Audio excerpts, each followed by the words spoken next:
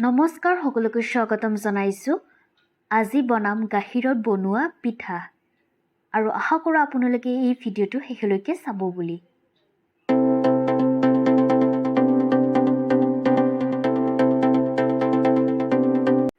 পিঠা বনাবলৈ পিঠাগুড়ি ব্যৱহাৰ কৰিছোঁ। মই 1 কাপ পিঠাগুড়ি লৈছোঁ। আপোনালোকে কিমান পিঠা বনাব সেই অনুযায়ী আপোনালোকে পিঠাগুড়ি ল'ব পাৰে। এতিয়া পিঠাগুড়িখিনি অলপ ভাজি ল'ম আৰু বহুত ভাজিব নালাগে, এনে অলপমান ভাজি ল'লে হ'ল।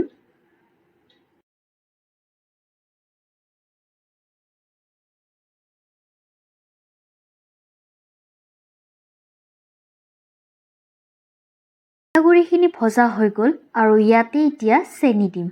চেনিখিনি গুড়া কৰি লৈছোঁ। আপোনালোকে চেনি নিজৰ ইচ্ছা অনুযায়ী ল'ব পাৰে। এতিয়া গুড়া আৰু চেনিখিনি ভালদৰে মিহলি কৰি ল'ম।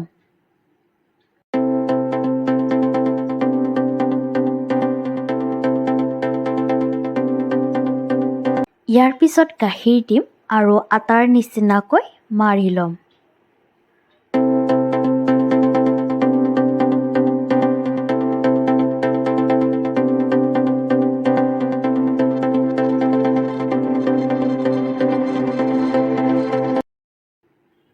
আৰু এতিয়া এটা এটাকৈ পিঠা বনাই যাম।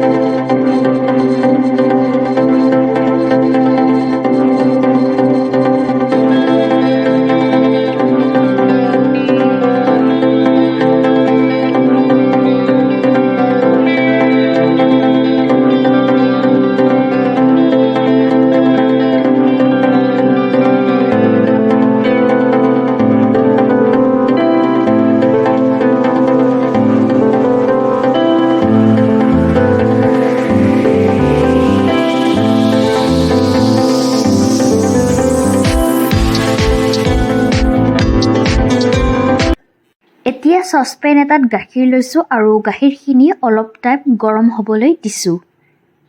মই পুৰবী গাখীৰ ব্যৱহাৰ কৰিছোঁ আৰু আপোনালোকে যিকোনো গাখীৰ ল'ব পাৰে। গাখীৰখিনি অলপমান ঘন হোৱাৰ পিছত পিঠাকেইটা এটা এটা কৰি দি দিম।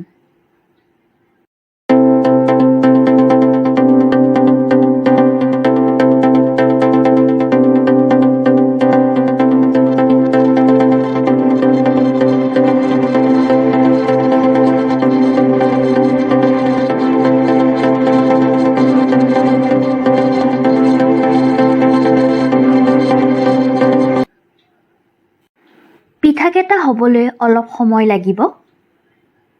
এতিয়া পিঠাকেইটা লৰাই দি ভালদৰে হৈছেনে হোৱা নাই চাই ল'ম। এয়া দেখিছে পিঠা হৈ গ'ল। গাখীৰত দিয়া পিঠা হৈ গ'ল আৰু আশা কৰোঁ আপোনালোকে এনেদৰে বনাই খাব বুলি। যদি ভিডিঅ'টো চাই ভাল পাইছে তেনেহ'লে লাইক কৰিব, শ্বেয়াৰ কৰিব, ছাবস্ক্ৰাইব কৰিব আৰু কমেণ্ট কৰি জনাব। ধন্যবাদ।